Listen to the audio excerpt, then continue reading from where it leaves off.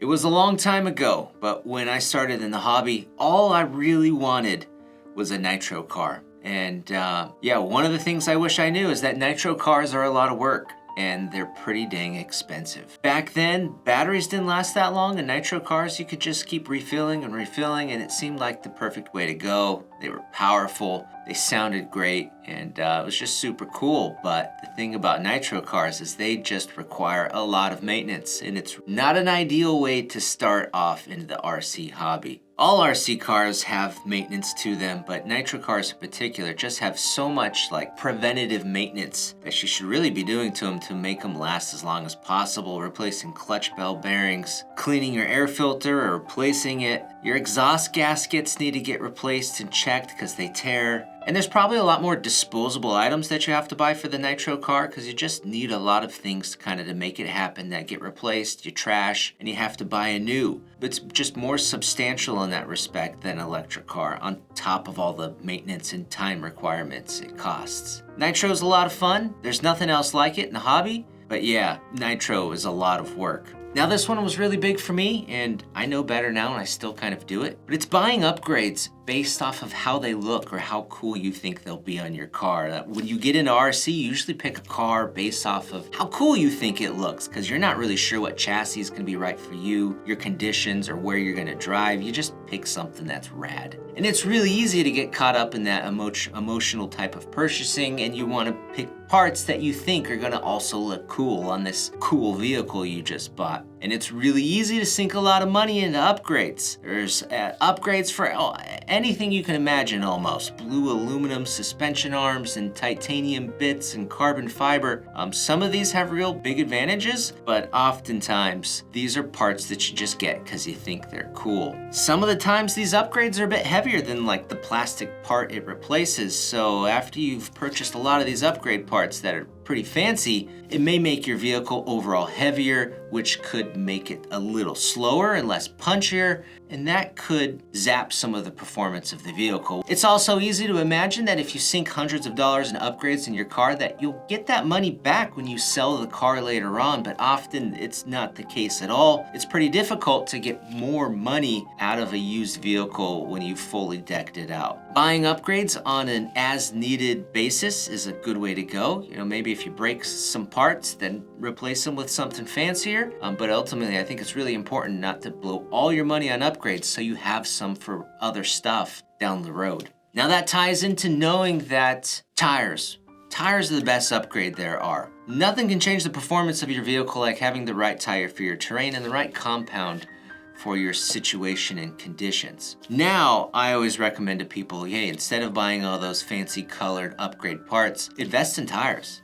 Buy different tires, try them out. Get some road tires if you're gonna drive on roads so you can save your knobby tires for dirt. And invest any extra money you have in just trying out tires. Tires are a really great upgrade, and yeah, like I said, tires are one of the best, probably the best performance upgrade you can do to your car. Buying good gear is a really big one, and I wish I knew or understood better in the early days. I would spend all my money on fancy pretty parts for my car and then cheap out on the other things that I would have to buy. It could be something as simple as just investing in some good hex tools that fit your hand and are easy to wrench on. I used the little L-shaped Allen wrenches for so long because I just didn't want to spend money on tools, but then I did everything I could to avoid wrenching on my car. It could also just be investing in really good electronics. Most ready-to-runs have decent electronics, but after a while of being in the hobby, you're gonna want a better transmitter, having your own more powerful servos, and then motor and ESC combos.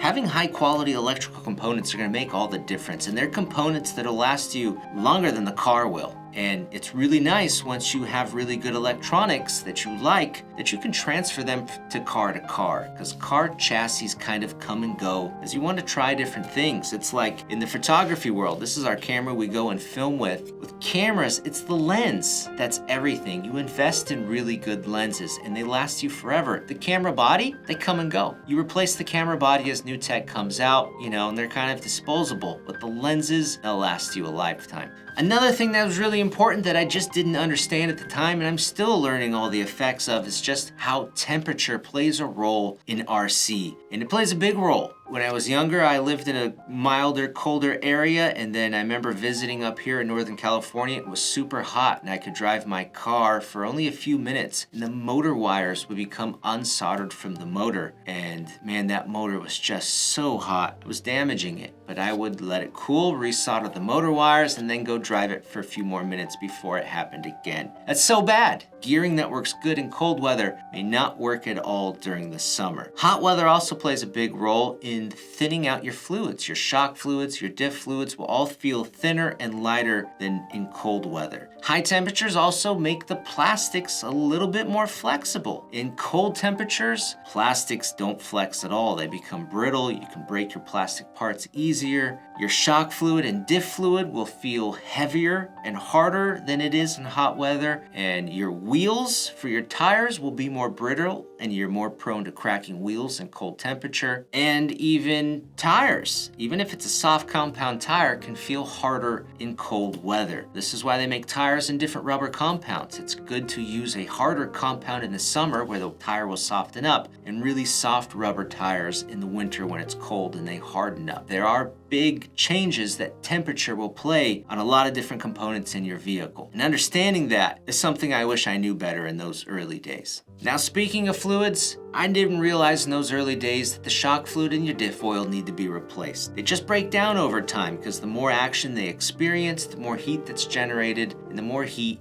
leads to them breaking down. And shocks also just leak after a while. I didn't replace the shock fluid in my first hobby RC for a really long time until it was squishy because there was no oil in there, but I kind of had forgotten what those shocks felt like when they were fresh, and it just seemed normal. So knowing that those shocks and diffs need to be freshened up over a while is a good thing to know. Driving fast is really hard. That's a hard lesson to know. And you can drive fast in a straight line pretty dang easy. Especially the more money you spend, the faster you can make your car. But getting around a track, or if you make a little course for you and your buddies, that is tough. Cornering, knowing how to corner, how to hit jumps, land jumps, duke it out, and have a strategy, that's really tough. We just hosted one of the national events at our local track, and watching the pros go, they make it look easy. They make it look so easy. But these guys are like musicians in an orchestra, and they're just like at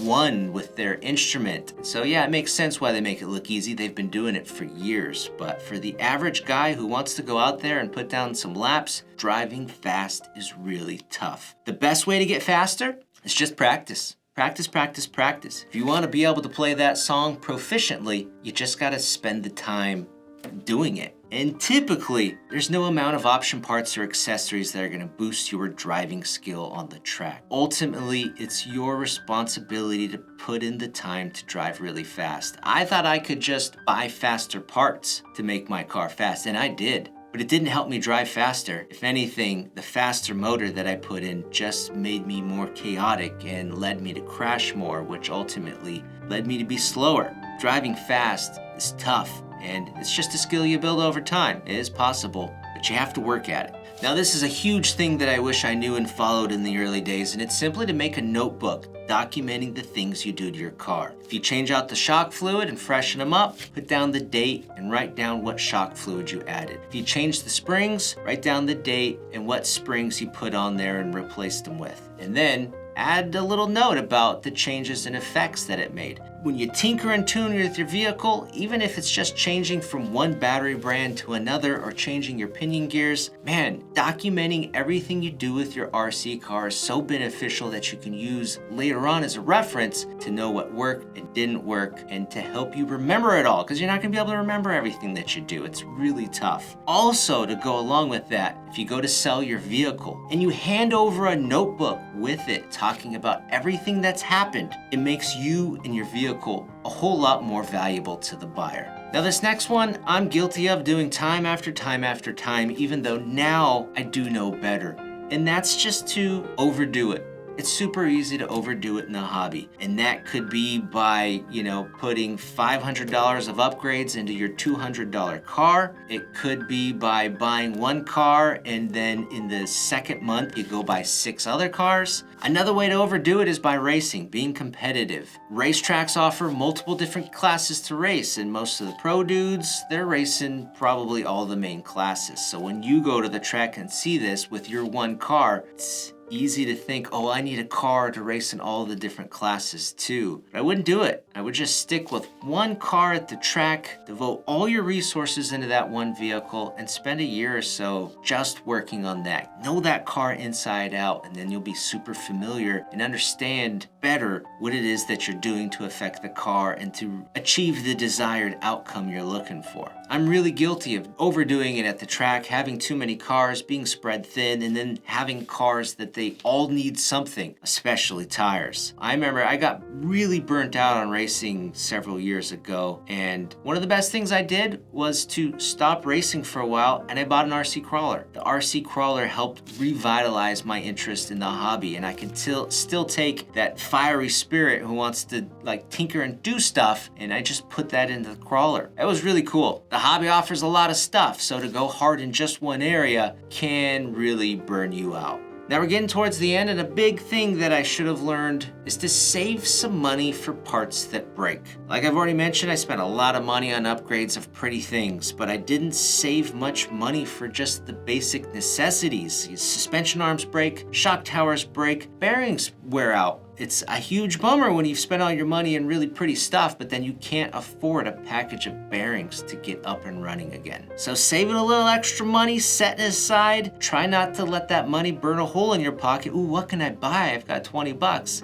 Just save it. Your car is guaranteed to break something, so save that money so you can fix it when the time comes. Now, the last thing I wish I knew better in those early days is to just keep pushing forward. Like I've already mentioned, it's really easy to get burnt out in the hobby. It's really easy to get bummed out about something. There's gonna be a lot of hiccups. The RC path is a journey. There's so much to do. There's so much to learn and to experience. It's a really big, widespread, broad hobby. And there's always gonna be setbacks, but you never know where the hobby may take you. You maybe end up making RC videos. Maybe you end up working at an RC company. Maybe you end up owning a hobby shop. Some of the best people and friends that I know and have are people I met in the RC hobby. And I think that's true for a lot of people in this hobby. So if you quit, you know exactly where that's gonna lead you. But if you just keep chugging through the hobby, even through all the hiccups and speed bumps, you really never know where the hobby's gonna take you and what opportunities may open up. So